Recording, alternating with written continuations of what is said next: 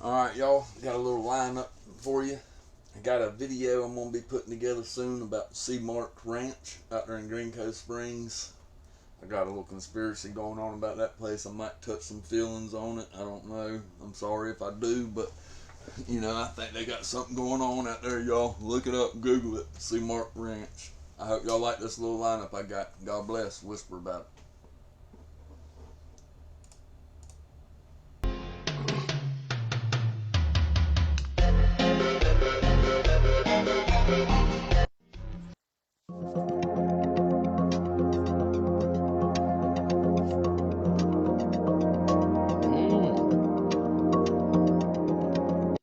Shit's getting weird. Part infinity. Because you do something in space doesn't mean you're taking anything away from Earth. And what you're doing in space is trying to make things better here on Earth. Number two, have you been? Have you been? What do you mean, have we been, Gail? Of course we haven't been to space. We ain't got that kind of money. I'm struggling to buy blueberries. Have you seen the cost of blueberries at the grocery store? I love blueberries, but not for these prices. Please don't call it a ride. That is not a friggin' ride. Whenever a man goes up, you have never said to an astronaut, boy, what a ride. Gail, I hate to break the news so publicly. You're not an astronaut. You're not an astronaut. It takes way more than what y'all did to go up to space to be considered an astronaut. Girl, you're making it worse. Stop. A ride implies that it's something frivolous or something that's lighthearted. There was nothing frivolous about what we did. All right, I don't want to sound like a hater, okay? Because it's inspiring to somebody out there, right? I'm sure of it. But what exactly were y'all expecting from the masses? The rest of us out here struggling to buy avocados and shit. What were you expecting? That when you guys landed, we're all going to line up and be like, to infinity and beyond. Is that what y'all are expecting? Let me break it down for you. This is no different than the millionaires and billionaires that went down to the deep depths of the ocean to see the Titanic. What was the reason? For what? For what? Exactly. Come the fuck on. You gotta, and if you don't understand that, then you a little out of touch. You gotta touch grass, man. Come back down to spaces, dig them toes in the grass. But you'll be all right, Gail. Just.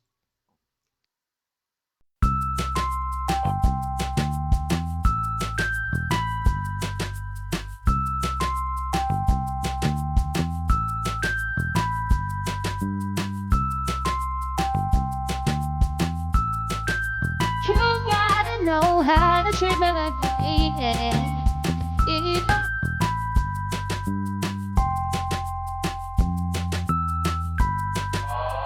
Baby, I'm a gangster too. It takes two to tango.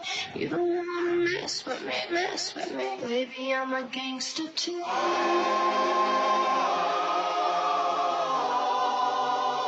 Baby, I'm a gangster too.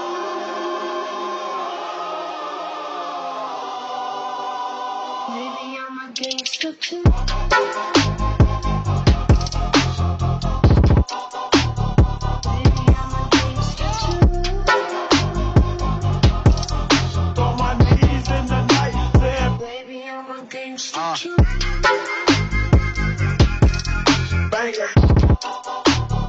They had to escort him out.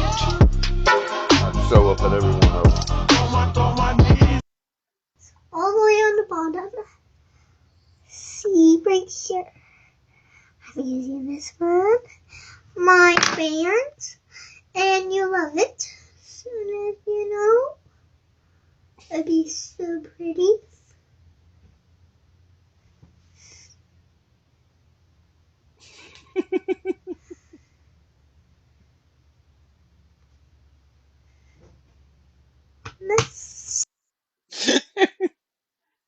Blake and Ryan's falsified subpoena has been exposed. Not just that, guys. There was a full-on lawsuit that they allegedly filed and dismissed a day before Blake filed her CRD complaint. Let's get into this. Full credit goes to Without a Crystal Ball. She posted this. So when you look at the subpoena, you will notice that it was filed on behalf of Van Zandt Inc.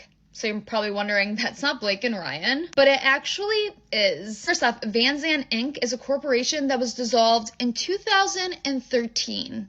If you guys see below there, it says dissolution date, January 2nd, 2013. More importantly, Van Zandt Inc. is registered at this address, the address of Ryan Reynolds. They used Van Zandt Inc. as a cover-up. And Without a Crystal Ball did comment on the forums saying that, for anyone wondering, this is an entire lawsuit, not a summons. The filing was withdrawn 1 day before Blake Lively filed her CRD complaint in California. So this is the timeline. The fake lawsuit was filed on September 27th, 2024. The subpoena to Stephanie Jones, October 1st, 2024. So this case of Van Zandt Inc. versus John Doe was withdrawn December 19th of 2024. And then Blake went ahead and filed a new CRD complaint on December 20th. So that makes sense. The day before, she has to get rid of this one in order to go ahead with a new one where she brings in the SH claims that were never mentioned before. And the New York Times article went live December 21st.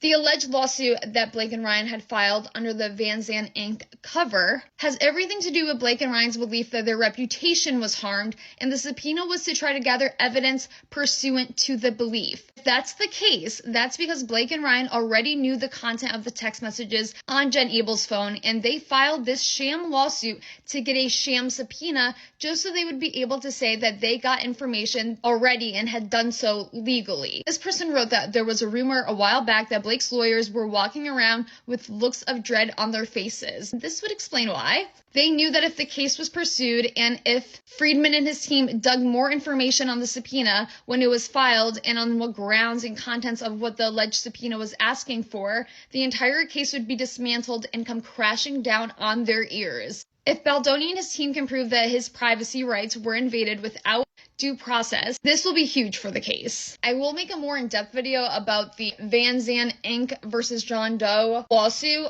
but I just want to get this out there because I've been tagged so many times. The fact that this lawsuit did not mention SH at all, and it was just about reputations being ruined, proves exactly what Justin Baldoni's evidence has been proving, that there was no SH. So Austin Metcalf's father literally just single-handedly destroyed Carmelo Anthony's entire self-defense case in one move. So while Carmelo Anthony's mom's over there crying in front of the media, talking about how much her daughter can't sleep in their room because of how scared they are, knowing that their son just took the life of Austin Metcalf simply because he tried to tell him to leave from an area where he was not supposed to be in the first place. See, Austin Metcalf's dad did exactly just that. Well, he showed up uninvited to an event where he was not supposed to be, in an area where he was not supposed to be. He showed up to Carmelo Anthony's press conference.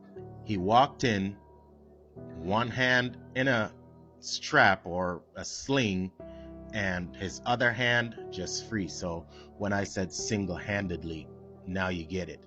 Well, he showed up, he just stood to the side in a corner, said nothing. He was asked to leave. He refused to leave, kind of like Carmelo Anthony was asked to leave and refused to leave.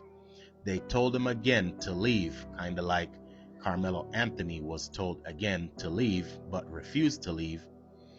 And then the security approached him and escorted him out. No weapons were drawn, nobody died, nobody was stabbed. But in their case, when Carmelo Anthony was asked by Austin Metcalf to leave, he immediately got defensive and pretty much put up a threat when he said, "Touch me and see what happens." When Austin Metcalf again told him, "Bruh, just leave," he told him, "Punch me and see what happens." And when Austin Metcalf held him and decided to escort him out, right? That's when he pulled out the knife and stabbed Austin Metcalf in the heart. So look, now the roles were reversed. This one white guy showed up to a press conference where he wasn't invited, filled with black people. When he was asked to leave, he refused. When they asked him again and he refused again, then security came and escorted him out. No blood drawn, no lives lost. And there goes their entire self-defense case, because that was exactly what Carmelo Anthony should have done when he realized, since he was so lost, when he realized he was under the wrong tent and was asked to leave. He should have simply just grabbed his shit and fucking left. But he chose to take someone's life, and now they're out here crying victim when another family just had to bury their 17-year-old child.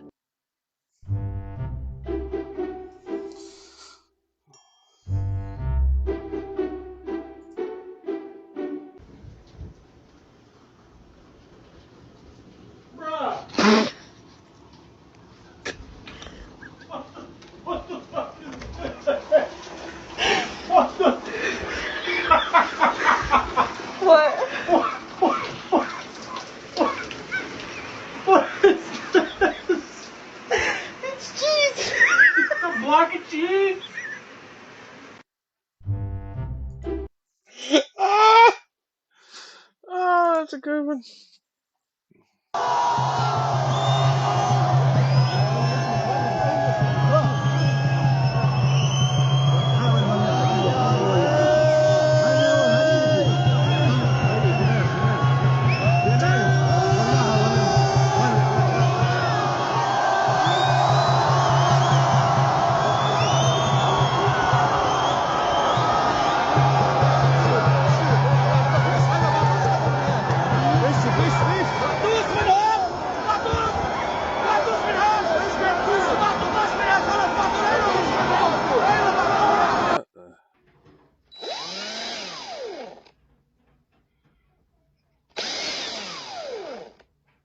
What are you doing?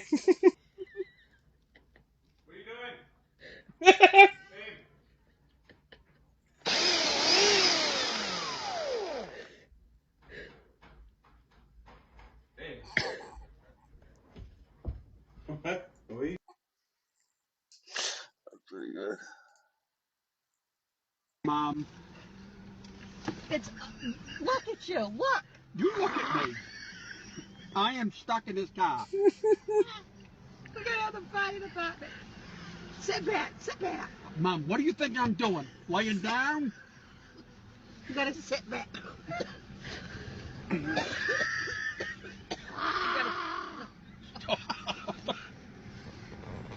I'm getting hydrophobic. Wait. You gotta get this. You gotta sit. I can't sit back any further, Mom. If my whole back's touching the seat. Move over. Move over. Mom, you're making it tighter and I can't breathe. I think we need to find an apartment. What's wrong with the seat belt? It's stopping the circulation. You gotta calm down. We Look. gotta get through. Oh. Go on. I don't. You put me in here. Wait. I gotta get under control. You put me in here. You gotta get your arm underneath it. I don't know how. It's gonna I have to be can't do cut. that, Mom. Mom, look. How do I get an arm in there, Kelly? I am never. Without the vehicles. Wait. I can't breathe or anything. What we gotta do is just gotta relax. I'm calm. Can you push his belly out of it? I don't know.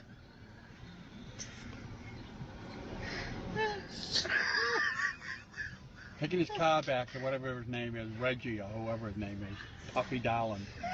I don't know what you're gonna do, Flint. Well, you tell me, Mom. Don't. Because you're getting upset. No, I'm not upset. I think So, it's really gonna You be. strapped me in. I told you yesterday the belt was defective, It's didn't I? your body. It's not my You body. gotta get your arm.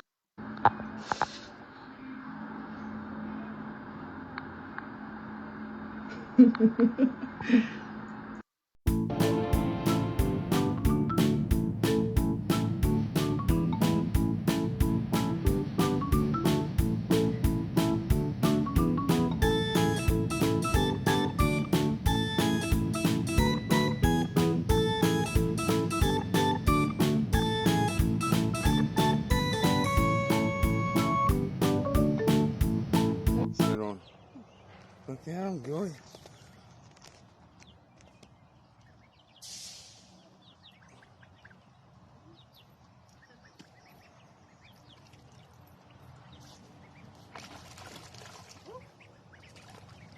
Oh, there, that was too much. He couldn't take that. He seen him doing, oh man, look at them, dude. You know, they're water animals, boy. Y'all better now, ain't you?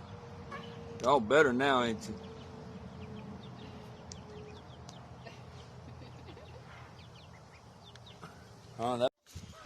What you doing, baby? You feeding the hogs? Huh? Where did the babies go? Oh, look at the little brown one. The little light brown one. Where's the other ones at?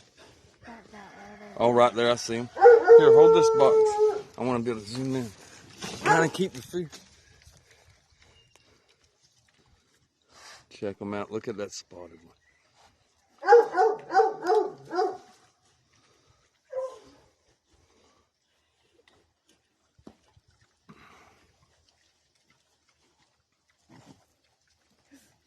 Oh. Oh. Oh, look at that little brown one.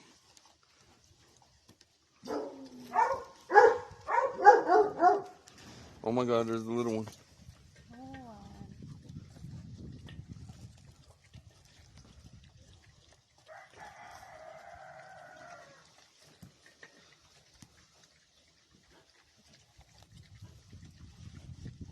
They are liking that, ain't they? Look at all the little ones under the tree back there. Oh my gosh, it is so awesome looking. They're probably nervous. Mm-hmm.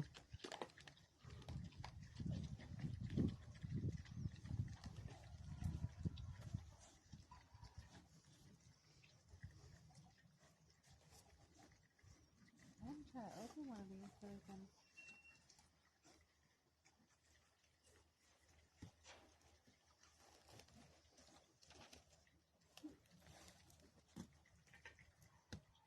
They like those apples.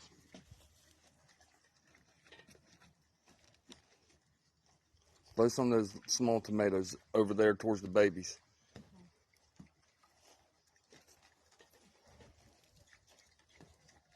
Oh my God, is he going to get it? Oh, that big one ran over there.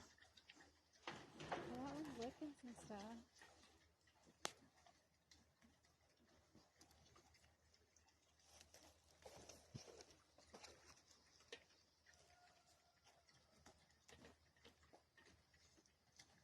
Oh, the little one just got a tomato. Yep. Oh, big one just shoved them out the way.